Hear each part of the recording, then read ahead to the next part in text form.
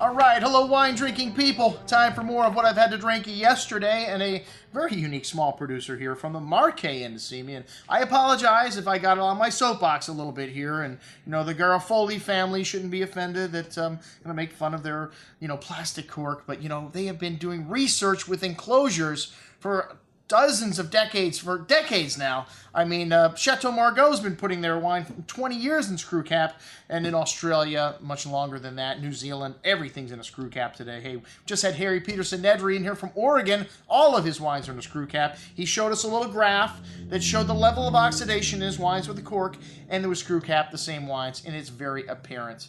You know what? Regular cork oxidizes much quicker, but plastic cork, exponentially quicker. There's no reason on earth you should ever put a fine wine producer should ever use a plastic cork. This guy, professes to make some very good wines. Actually, the last two wines were very good. They had regular cork, but cheap regular cork. I'd even like to see his other wines put in a screw cap, the way to ensure you get a fresh, consistent bottle of wine every single time. All right, well, we started out with a little, off my soapbox there, sorry. The Guelfo Verde. This is from the Marche. It's a frizzante wine made with Verdicchio and Trebbiamo. It's a Chardonnay on the back label. We need to get that fixed, guys.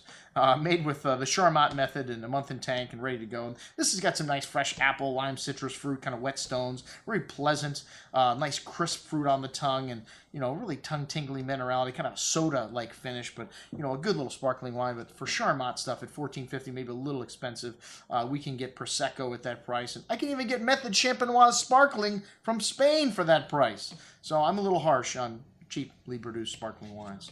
All right, the 2012 Verdicchio di Castello di Jesi. This is a plastic cork wine, so I wouldn't buy it for that reason alone, but not a bad wine. Light and refreshing, short, pleasant finish, a good example of an entry-level wine from this region. If it had a screw cap, we'd put it on the shelf here at $17, a nice little wine. All right, the Verdicchio di Castello di Jesi Podium. This wine's made from a single vineyard aged for 3 months and stainless on the skins, so you get a little richness, and they say you can age this wine for 3 to 5 years. Hey, maybe 7 to 8 years with a screw cap. You never know.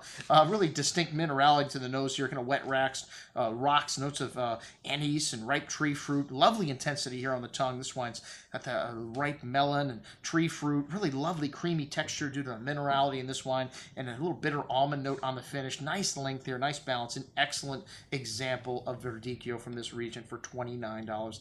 And then the Rosso Conero, 100% Montepulciano, aged in large cask, 2010, a very good vintage for this region, and for $19, the best value in all the lineup. This wine's a very unique vineyard site, and they showed us a picture. It's south-facing, and it's right on the Adriatic. Absolutely spectacular. And this wine's got a very intense bouquet, maraschino cherry, a bit of a green tea-like note, some dried meats, nice complexity here. You might even get a little hint of that briny quality from the sea. Wonderful intensity of fruit here on the tongue. Very smooth and round tannins with that lovely freshness here on the finish, that earth and spice showing through at the end. Nice length here. An excellent little example of Rosso Conero for $19.